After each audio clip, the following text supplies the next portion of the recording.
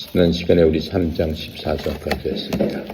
지난 시간에 우리가 공부했던 것은 이제 그리스도인들의 삶, 그리스도인의 삶인데 우리가 승리하면서 그리스도인들이 되는, 그래서 우리가 승리하는 그리스도인이 되어서 구원받은 목적을 이뤄나가기 위해서는 어떻게 해야 되느냐라고 하는 것을 네 가지로 바울이 설명해 줬습니다. 오늘은 그 네 가지 설명한 것 이외에 우리 이제 3장 15절부터 공부하게 될 텐데 성경 321페이지입니다. 지난 시간 이제 14절까지 우리가 공부했죠. 15절부터 시간 되는 데까지 할 텐데 15절부터 일단은 18절까지 읽고 공부해 봅시다. 그러므로 누구든지 우리 온전히 이룬 자들은 이렇게 생각할지니 만일 어떤 일을 너희가 달리 생각하면 하나님이 이것도 너희에게 나타내시리라. 오직 우리가 어디까지 이르든지 그대로 행할 것이라. 형제들아 너희는 함께 나를 본받으라. 그리고 우리가 우리를 본받은 것처럼 그와 같이 행하는 자들을 눈여겨보라. 내가 여러 번 너희에게 말하였거니와 이제도 눈물을 흘리며 말하노니 여러 사람들이 그리스도의 십자가의 원수로 행하느니라. 지난 시간에 구원받은 우리들이 우리가 하는 것은 뭐예요? 경주를 다 해서 우리의 삶이 경주라고 그랬습니다. 그리스도인으로서 구원받은 목적을 너희들이 일하여 드러내라 라고 얘기했죠. 3장 12절이었던가요? 2장 12절에 보면은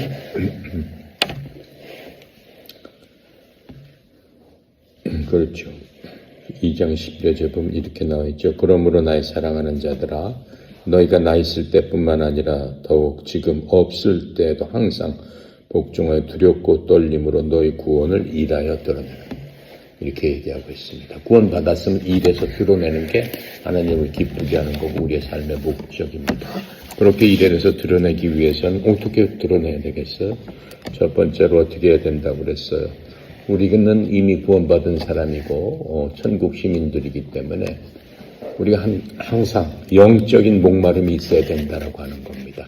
이 세상은 악한 세상에 살고 있기 때문에 뭔가 하나님한테 가고 하나님과 동행하기 위해서는 우리가 최선을 다하지만은 우리가 만나는 많은 일들이 하나님과는 반대다라고 성경은 분명히 얘기하고 있어요. 세상 일은 하나님과 반대다 이렇게 얘기하고 있습니다. 그렇기 때문에 우리가 세상 일에서 우리의 그 선을 다해서 한다고 해도 그것으로 항상 나는 참 부족하구나 라고 하는 그러한 갈급한 심령이 있어야지만 우리가 최선을 다할 수 있다라고 얘기했습니다. 두 번째로 우리가 한 마음 한 뜻으로 한 가지 일만 생각해야 된다고 그랬습니다. 그것은 오직 시민으로서 생각하는 그 한 가지 그리스도 안에 있는 그런 것만 생각하면 되는 거죠. 그것을 헌신이라고 한다고 그랬습니다. 또 세 번째로는 방향성이 있다라고 그랬어요. 시간은 과거로부터 현재로부터 미래로 이렇게 가는 게 아니라고 그랬어요. 시간은 흘러내려가는 거라고 그랬습니다. 그렇잖아요. 내일이 오고 모레고 글피 오고 1년 되고 2년 되고 이렇게 계속해서 우리에게 오는 거기 때문에 우리는 한 방향으로 즉 미래를 향한 그러한 방향으로 바라봐야 된다라고 했습니다. 네 번째로는 결단력이 있어야 된다고 그랬어요. 표대를 향해서 우리는 가는 거예요. 우리는 가는 길이 선수들이 마라톤을 하듯이 경기를 하는 그러한 자들이라고 그랬습니다. 그래서 경기에는 항상 무슨 그 목적이 있죠. 최선을 다해서 메달을 따기 위해서 여러분이 최선을 다하는 것처럼 인생의 삶 자체가 그렇다라고 했습니다. 표대를 향해 달려가는 그러한 결단력을 가져야지 중간에 쉰다든가 중간에 두리번거린다든가 뒤로 돌아간다든가 라고 하면은 절대로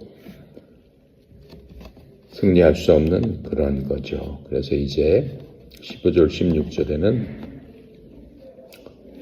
그것을 위해서 또 필요한 것은 훈련이겠죠. 훈련을 통해서 우리가 단련이 되고 숙달되고 그것을 통해서 우리가 모든 것들을 이겨낼 수 있는 그러한 일들이 있게 되는 겁니다. 15절 16절에서 이제 그래서 우리가 완전한 자들은 이같이 생각할지니 성경에서 우리를 완전한 자들이라고 그럽니다. 무슨 얘기예요? 우리의 죄악된 그러한 모든 것들은 예수를 믿을 적에 이미 우리는 그것과 관련이 없습니다. 이미 우리는 그 모든 것들이 다 없어진 상태로 우리는 하나님의 자녀가 됐죠. 그렇기 때문에 우리를 하나님의 자녀로 삼아 주셨죠. 그래서 우리는 항상 그리스도 안에 있는 사람이 됐다라고 하는 겁니다. 우리는 완전한 자들입니다. 그래서 어떻게 생각한다는 거예요? 만일 어떤 일에 너희가 달리 생각하면 하나님께서 바로 이것들을 너희에게 드러내실 것이다. 달리 생각하면 안 된다라고 하는 거예요. 완전하다는 거는 퍼펙트하다는 거는 100% 흠결이 없다는 거잖아요. 순수한 거잖아요. 근데 거기서 조금이라도 불순물이 들어간다면은 우리에게 드러난다라고 하는 거. 그것이 드러나게끔 돼 있다라고 하는 거. 예수 믿는 사람은 그런 것들이 쉽게 드러나는 것들을 우리 볼 수 있습니다. 그럼에도 불구하고 우리가 그렇게 할 적에는 같은 어떠한 그 룰을 갖고 하는 거지 그냥 내 생각대로 하는 것은 아니다라고 하는 게 16절이에요. 근데 지금 이 16절 성경 규절이 좀 우리 성경책으로 봤을 적에 그냥 무덤덤해요. 오직 우리가 어디까지 이르렀든지 그대로 행할 것이라. 이게 좀 말이 좀 그렇죠? 무슨 얘기인지 좀 애매합니다. 그거는 원문으로 보면 이래요. 그럼에도 불구하고 우리가 이미 도달한 데까지는 우리가 같은 규칙에 의거해서 걷고 같은 것을 생각해야 된다라고 하는 거예요. 근데 그것을 이제 이렇게 무덤덤하게 이렇게 번역을 했기 때문에 조금 디테일하지 못한 부분이 있죠. 그래서 그러한 의미라는 걸로 우리가 생각을 하고 우리가 이것을 하나씩 좀 짚어보겠습니다. 단순히 우리가 열심히 달려간다고 우리가 이기는 것으로 충분하지는 않다라고 하는 얘기입니다. 선수가 여러분 열심히 무조건 운동만 한다고 해서 다 끝나는 건 아니죠. 그 운동하는 과정 중에서 여러분들이 무엇을 지켜야 돼요? 규율과 정해져 있는 그 룰에 따라서 훈련을 해야지만 좋은 성적을 얻을 수 있고 좋은 점수를 얻을 수 있습니다. 좋은 점수를 얻는 것은 일반 사람들이 관중들이 보고하는 게 아니죠. 심판들이 보고해야 되는 거죠. 심판들이 판단하는 우리의 신앙생활의 삶도 마찬가지다라고 하는 겁니다. 여러분과 내가 구원받아서 열심히 여러분 같은 경우는 많은 그런 봉사도 하고 열심히 하나님 믿고 성경 공부도 하고 뭣도 하고 이렇게 하지만은 규칙에 따라서 규율에 따라서 하지 않으면은 선수들도 마찬가지로 경기할 적에 규칙에 따라서 하지 않으면은 실격당하는 거죠. 결국은 어떻게 되는 거예요? 경기에는 참여했지만은 상은 받지 못한다라고 하는 겁니다. 신앙생활하는 것도 마찬가지다라고 하는 거예요. 우리가 기왕에 신앙생활하게 되면 하나님 앞에 갔을 적에 여러분이나 나나 하나님께서 주시는 상을 받기 위해서 달려가는 거예요. 나는 상 안 받아도 괜찮다. 물론 괜찮을 수 있죠. 그건 겸손이 아니에요. 하나님 앞에서는 하나님 앞에 복을 받겠습니다. 라고 하는 사람, 열심히 하는 사람, 또 하나님께서는 복 주시기 원한다라고 계속해서 성경에 써 있습니다. 그래서 복을 받는 것이 하나님의 마음을 기쁘게 하는 겁니다. 빌립보서 3장 15절 16절 우리가 지금 읽은 거에서 바울은 지금 그리스도인이 말씀에 명시된 영적인 규칙, 스피리추얼 룰에 대해서 기억하는 것이 얼마나 중요한가라는 것을 강조하고 있습니다. 예를 들어서 미국 역사상 미국에서는 가장 위대한 운동선수 우리나라 같은 경우 뭐 손기정 우리나라 그 일제시대니까 그런 사람 떠올리죠.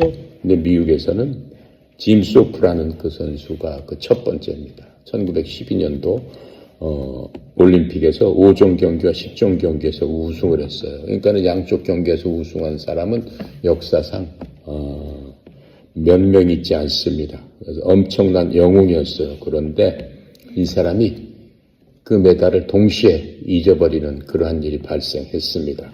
무엇 때문에? 사람들이 이 소프에 대해서 조사를 했는데 소프가 미국에서 준 프로 야구 선수 생활을 한 그러한 경력이 발견됐습니다. 올림픽은 아마추어들이 하는 거기 때문에 그러한 경력이 발견되면 안 되는 거예요. 그 당시는 순수한 아마추어 선수들만 올림픽에 나갈 수 있었습니다. 그래서 이 사람 금메달하고 자기가 받은 모든 것들을 반납할 수밖에 없었습니다. 하지만 이제 1985년도 올림픽위원회에서 다시 그냥 그것을 인정을 해줍니다. 그렇게 돼가지고 우리가 이런 것에서 볼 수 있듯이 바울이 고린도 전서 9장 24절부터 27절에 이러한 얘기를 합니다. 경주할 때 달리는 자들이 다 달릴지라도 단 한 사람이 상을 받는 줄을 너희가 알지 못하느냐. 너희도 상을 얻도록 이와 같이 달려라.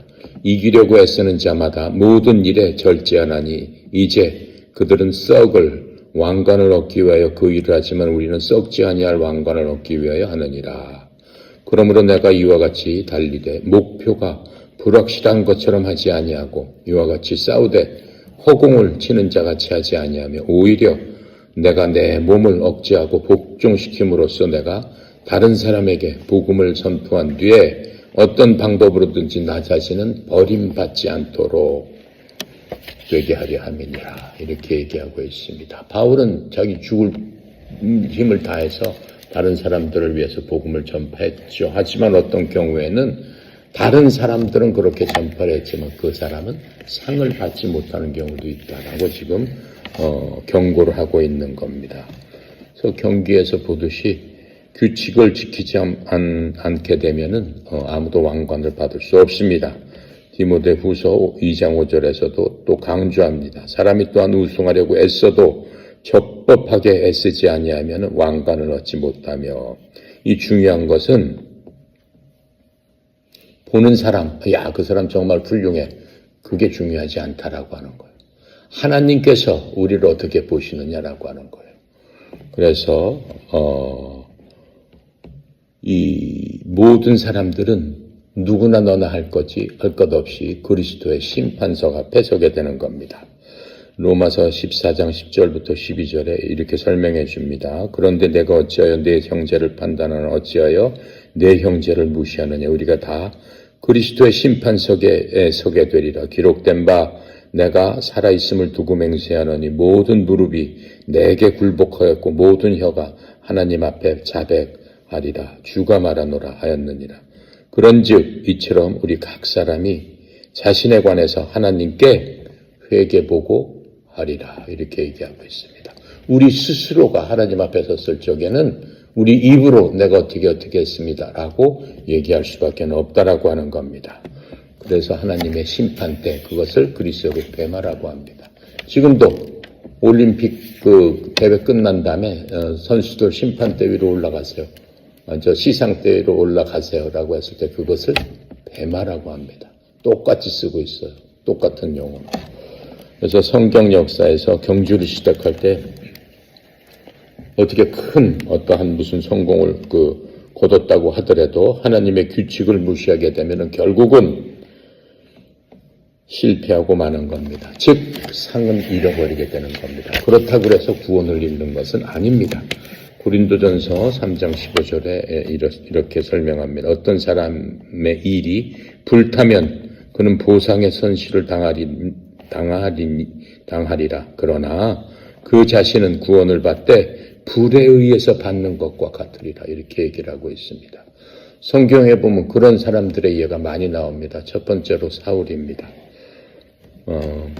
또 롯도 있습니다. 아브라함의 조카 롯. 롯은 구원 받긴 받았죠. 소돔과 고모라 땅이 불에 타서 수십만 명이 그 불 속에서 죽을 적에 롯하고 자기 식구 몇 사람만 건져내는 그러한 구원, 불행한 구원을 우리는 기억합니다. 삼손도 마찬가지죠. 또 다윗 이스라엘의 초대왕 사울 왕도 마찬가지입니다. 또 예수님 돌아가신 후에 성도로서 자기 재산을 다 팔아가지고 교회에 내놓았던 아나니아와 삽비라도 구절에서 죽습니다. 자기 재산을 다 성도들 앞에 놓고 했는데 왜 죽여요? 자기 재산을 다 해서 공동체에다 쓰기 위해서 헌금으로 다 내놨는데 왜냐면은 아나니아하고 삽비라가 좋은 마음에서 성령의 감동으로 그렇게 했는데 팔고 난 다음에 얼마를 숨깁니다. 숨겨놓고 제자들 발 앞에 내놓는데 베드로가 묻습니다. 이게 네가 판 거에 다 아냐? 그랬더니 네, 답니다. 그럽니다. 돌아서 나가는 순간 그냥 죽어버리겠습니다. 너무하지 않냐라고 할 수도 있지만은 베드로가 설명을 해줍니다. 아니 이 돈을 안 갖고 와도 되는 거고 바치지 않아도 되는 건데 왜 성령 하나님을 속이느냐? 왜 성령 하나님을 시험하느냐? 내 돈이 필요해서 그 중에 일부는 제가 쓰기 위해서 나도 누가 뭐라고 그러겠어요? 자기 돈인데.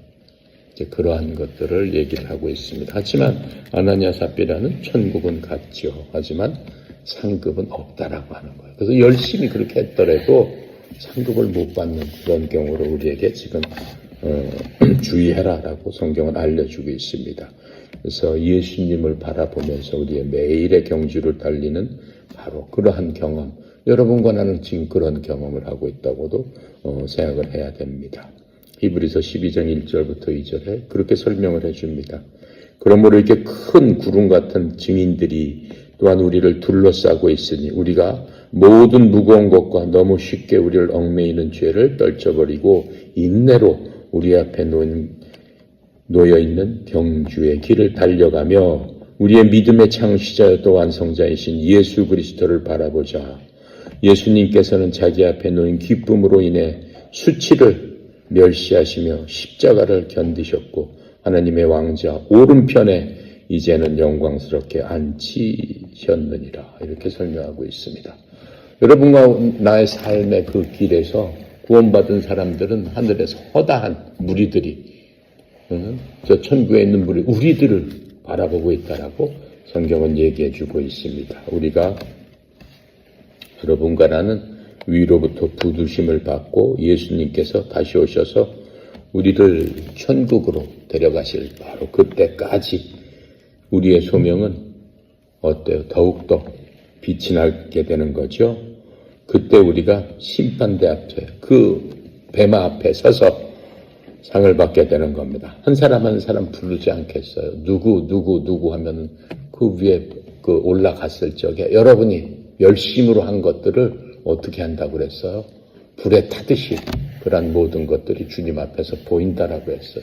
그럼 내가 이것도 하고 이것도 이렇게 했습니다. 그 모든 것들이 그냥 하나도 빠짐없이 그 앞에 이렇게 쌓여 있는데 불이 확 타면서 그 모든 것들이 타지 않게 되면 거기에 대한 상을 받게 되는 거고 그 중에서 타버리고 아무런 것도 없이 제로 돼버리면 결코 상은 없다라고 지금 설명을 해준 겁니다. 그래서 우리는 이러한 말씀을 우리 마음속에 동기가 돼서 우리의 삶이 어떠해야 되는가, 하나님 앞에서 우리의 행동이 어떠해야 되는가, 우리의 말과 우리의 생각이 어떠해야 되는가, 그것이 중요하다라고 하는 거예요. 그것이 여러분과 내가 상을 타기 위해서는 반드시 지켜야 된다라고 하는 겁니다. 자, 그렇게 하고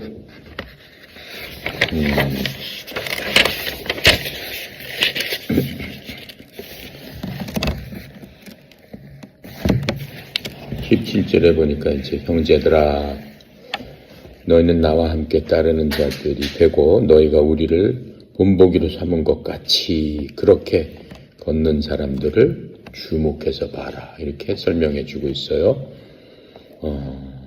또 18절에는 내가 여러 번 너희에게 말한 적이 있고 지금도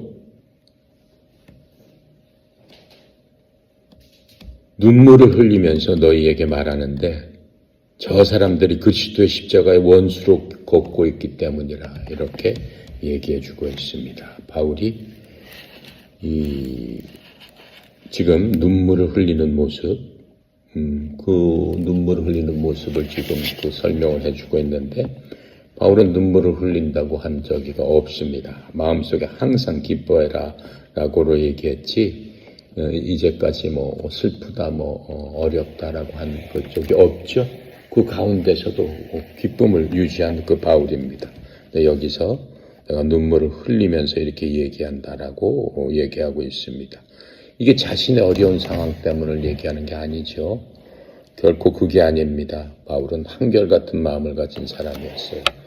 제일 중요한 게 싱글 마인드라고 얘기했죠. 오로지 한 마음이 있을 적에는 다른 마음이 바울의 마음을 억누를 수 없기 때문에 바울이 갖고 있는 마음은 기쁨 그 자체였습니다. 하지만 이제 그가 처한 환경이 바울을 지금 어떠한 경우에도 낙담시키지 않았는데 로마의 몇몇 그리스도인들이 어때요? 어떤 사람들에 의해서 동화되고 어떤 사람들에 의해서 자기의 모든 상을 빼앗기는 그러한 모습을 목도하게 되는 겁니다. 하지만 바울은 굉장히 겸손한 사람이었어요. 그 가운데서도 고집이 굉장히 셌지만 굉장히 겸손한 사람이었어요. 고집이 센 거하고 겸손한 거하고는 좀 틀린 거죠. 그래서 바울 같은 경우에는 어떠한 경우에도 어떠한 환경에도 자기 마음을 뺏기지 않도록 노력을 했어요. 뺏긴다는 얘기는 뭐예요? 기쁨이 없어지고 평강이 없어지고 화평하지 않게 된다는 것. 그런 경우가 우리는 많이 만나게 되죠. 사람에 의해서 환경에 따라서 그런 것들을 만나게 되지만 바울은 결코 그런데 뺏기지 않았습니다. 왜? 그 사람한테는 싱글 마인드가 있기 때문에 그렇습니다. 이 바울이 흘린 것은 자기 자신의 어떠한 그런 것이 아니고 다른 사람들의 그러한 사정과 형편과 그 어려움에 처하고 자기가 구원했던 사람들이 쉽게 자기의 상급이 그 불타버려서 결코 받지 못하게 되는 그러한 마음에 눈물을 흘린 겁니다. 자, 그래서 지금 바울이 마음에 아파했던 거는 세상의 것들에 마음을 두는 그러한 일부 자칭 그리스도인들이라고 하는 사람의 그러한 사람들의 삶을 보면서 마음이 너무 슬퍼서 그 사람들을 위해서 눈물을 흘렸다라고 하는 겁니다. 이 18, 19절에 보면은 19절에 보니까 뭐라고 얘기하고 있어요. 그들의 마지막은 파멸이며 그들의 하나님은 그들의 배요 그들의 영광은 그들의 수치스러운 일에 있고 그들은 땅의 일을 생각하느니라. 그 사람들은 세상의 일을 생각하는 사람들이라 라고 얘기하는 겁니다. 지금 이 사람들은 어떤 사람들이겠습니까? 우리가 공부한 것처럼 유대주의자들입니다. 유대주의자들이 바울이 다니는 곳곳마다 따라다니면서 어떻게 했어요? 내가 바울이 전하는 그 예수 그리스도를 믿는 것은 좋지만 그 전에 내가 해야 될 일이 있다. 먼저 율법의 최소한의 것은 내가 지키면서 그것을 해야지 온전하게 되는 것이다 라고 하면서 바울이 세워놓은 교회들을 흩을기 시작합니다. 많은 사람들이 거기에 넘어간 그러한 것들을 바울이 알고 있었습니다. 그래서 이렇게 이러한 유대주의자들 또 그들을 추종하는 그러한 사람들을 가리키면서 한 얘기입니다. 그래서 바울은 이 교회 밖에 있는 그러한 사람들을 지칭한 것이 아니고 그리스도인들에 대해서 지금 얘기하고 있어요. 동료 그리스도인들에 대해서 예수님의 그런 보혈의 피로서 세워진 그 사람들, 그런데 예수 그리스도의 피를 헛되게 하게 만드는 그러한 일들 때문에 바울이 울게 된 겁니다. 이 유대주의자들은 그리스도께서 십자가에서 이루신 구속사역, 내가 너희들의 죄를 다 짊어지고 너희들의 죄를 제거하기 위해서 내가 십자가의 고통을 받고 죽어서 묻혀서 사흘 만에 부활한다라고 하는 바로 그것을 이러한 구속에 대해서 모세의 율법을 붙인 겁니다. 모세의 율법을 붙였기 때문에 그리스도 십자가의 적이 돼버린 거예요. 예수님께서 흘리신 보혈의 능력이 어때요? 하찮은 그러한 유대주의자들 그 말에 의해서 그 보혈의 공이 지금 흐트러지는 그 꼴을 보니까는 바울이 너무나 속이 상해서 울 수밖에 없었습니다. 네.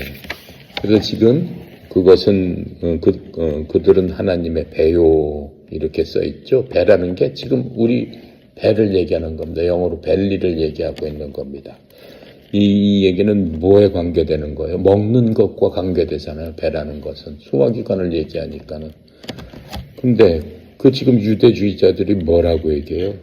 음식 구약에 대해서 음식 규정을 지켜야 된다 이렇게 얘기하고 있어요. 구약의 음식 규정은 뭡니까? 제사 지낸 음식은 먹으면 안 된다. 그 다음에 또 뭐가 있어요? 비늘 음식, 달린 음식은 먹으면 안 된다. 또 발굽이 갈라지지 않은 그러한 짐승은 먹으면 안 된다.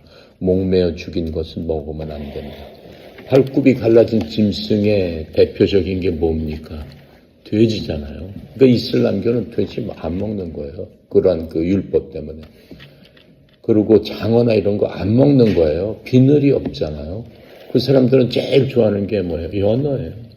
아니면은 그 잉어. 잉어가 최고 음식이에요. 이스라엘에서는. 그래서 무슨 때가 되면은 그 생선가게 잉어가 붕어 잉어가 최고죠.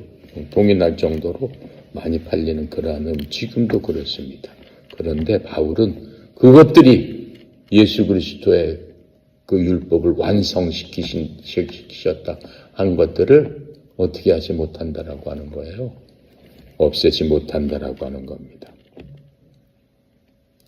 그래서 그렇게 함으로써 이 음식 규정을 갖다가 지켜야 한다고 이렇게 고집함으로써 그 배를 신으로 만들었다라고 얘기하는 거예요. 벨리를 가드로 만들었다라고 지금 얘기를 하고 있는 겁니다. 골로새서 2장 20절부터 23절에 대해서는 그 얘기를 쓰고 있어요.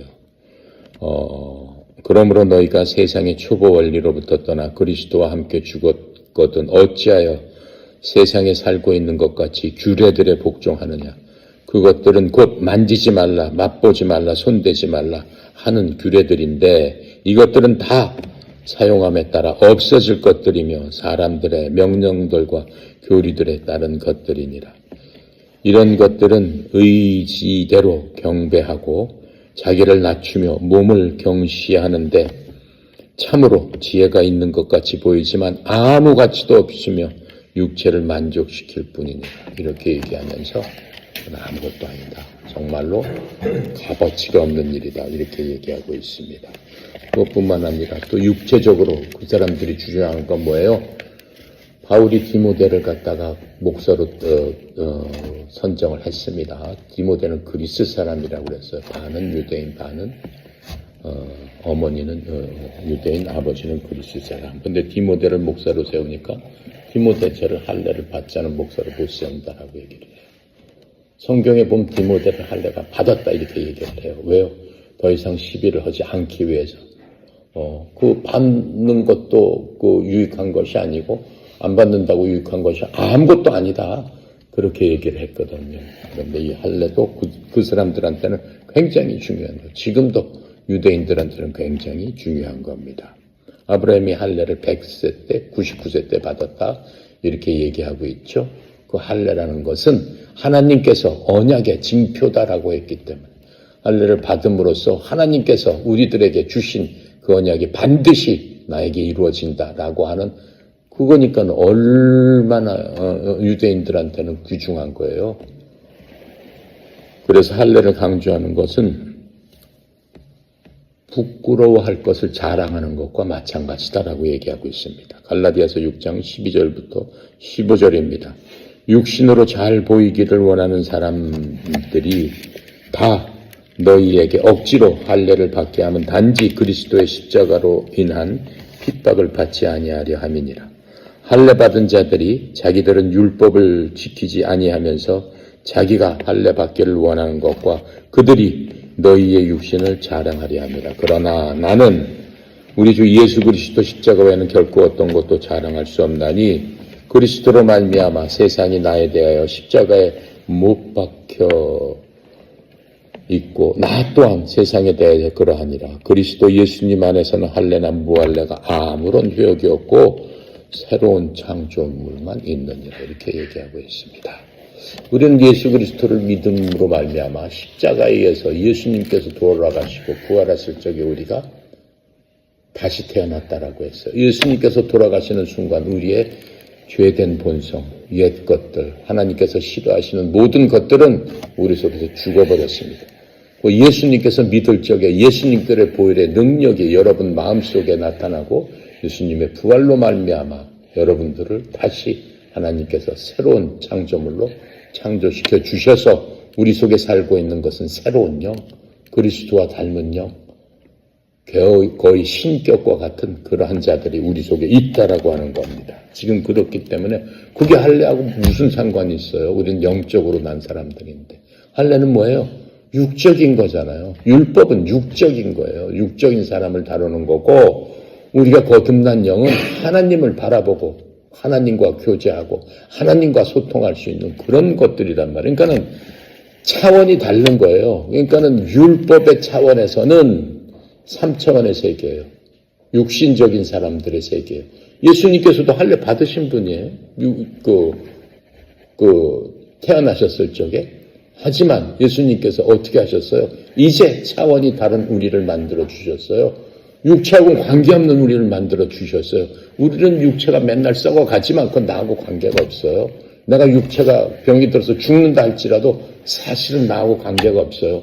내가 잠시 그것을 빌려서 그냥 이 땅에서 사용하기 위해서 있던 거니까는 당연히 육체는 당연히 자연적으로 쓰러지게 마련이죠. 그리고 우리는 무하고 관계 있는 거예요. 영원한 것으로 만들어 주신 예수 그리스도의 그 능력. 예수님께서 이 땅에서 자신의 육신을 다 버리면서 영적으로 우리를 거듭 만들어 주시고 창조해 주신 새로운 창조물, 그 영이 우리의 본체다라고 지금 얘기하는 거예요. 그렇기 때문에 육신에 관한 일이 무슨 상관이 있겠느냐라고 지금 여러 가지 그 말씀을 통해서 계속해서 얘기해 주는 겁니다. 그래서 지금 제가 성경 그것도 계속해서 그냥 그 시간이 가더라도 얘기해 주는 게 하나님의 말씀이기 때문에 그래. 한 가지로 얘기하신 게 아니고 이 성경 전체에 걸쳐서 계속해서 신약에서 얘기해 주시고 있는 겁니다. 그래서 우리가 받은 그 복, 아브라함의 복은 육체적인 복이에요. 집안이 잘 되고 장수하고 돈 많이 벌고 이런 것 육체적인 복이에요. 그것도 중요하죠. 우리가 육신을 갖고 있기 때문에 하나님께서 내가 영으로 너희들을 다시 만들었기 때문에 육체적인 것은 아무것도 아니다. 그렇게 말씀 안 하셨어요. 우리가 육체가 부흥하고 했을 적에 우리가 전도를 할 수 있어요. 만약에 하나님께서 천사를 통해서 전도를 하실 수 있으면 우리가 뭐가 필요 있어요? 뭐 때문에 우리가 땅끝까지 가서 복음을 전해요? 천사 하나가 하루아침에 18만 5천 명을 죽여버렸잖아요. 이스라엘을 덮친 아시리아 군대를 죽여버린 것처럼 하나님께서 하루아침에 수백만 명을 다 구원시킬 수 있고 전 인류를 구원시킬 수 있죠. 천사가 할 수 있다면. 천사가 할 수 없는 게 바로 못한다라고 하는 거예요. 천사는 그런 능력이 없다라는 거예요. 할 수 있는 건 뭐예요?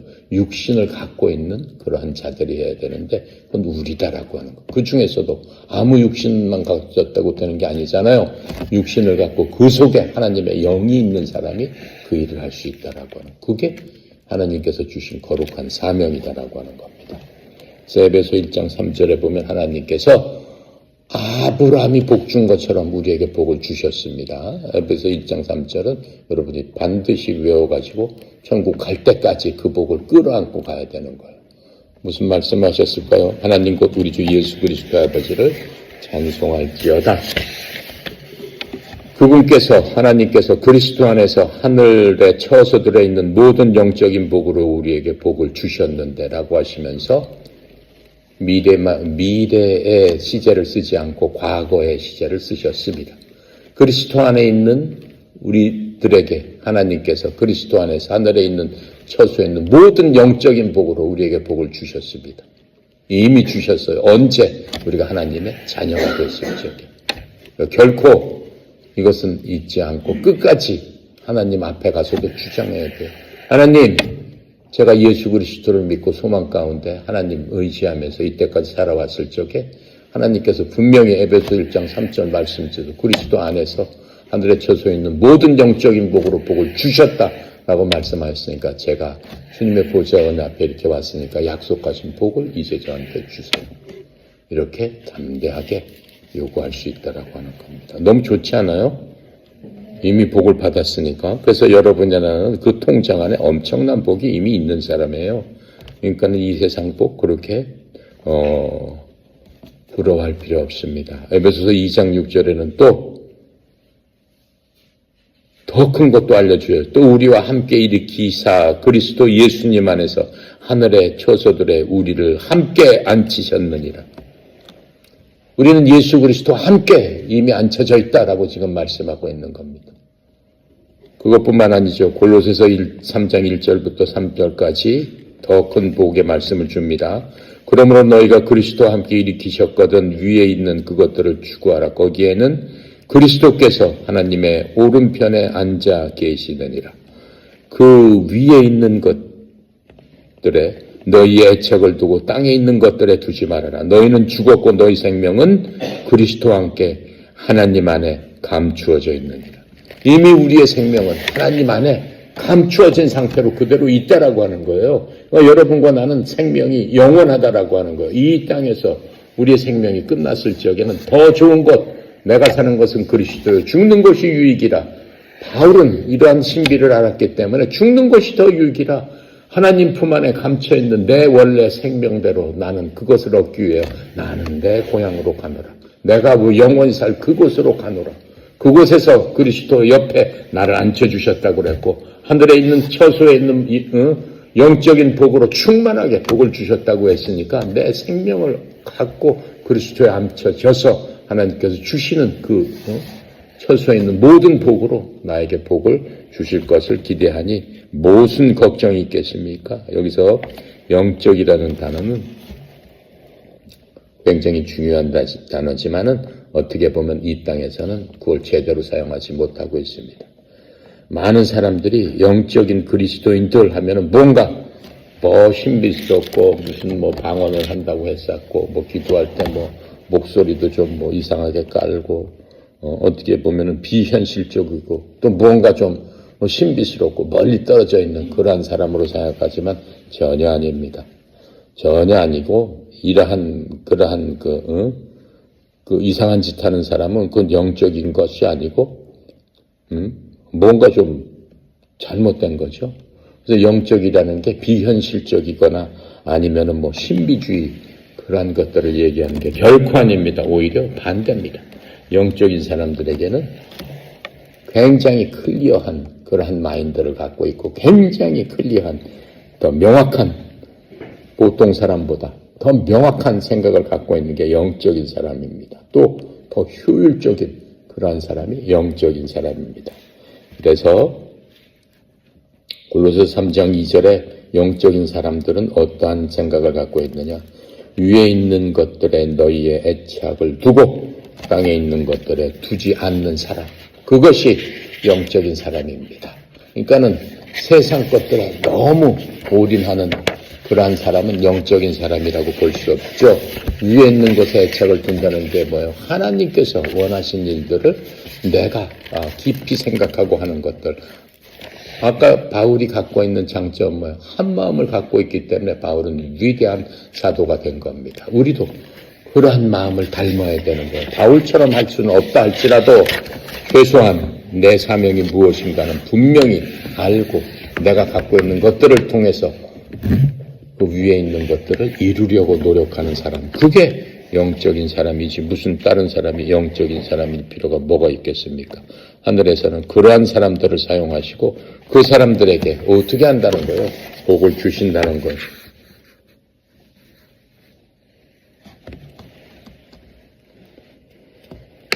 영적으로 생각하는 사람들은 세상 것에 결코 그래서 흔들릴 수가 없습니다.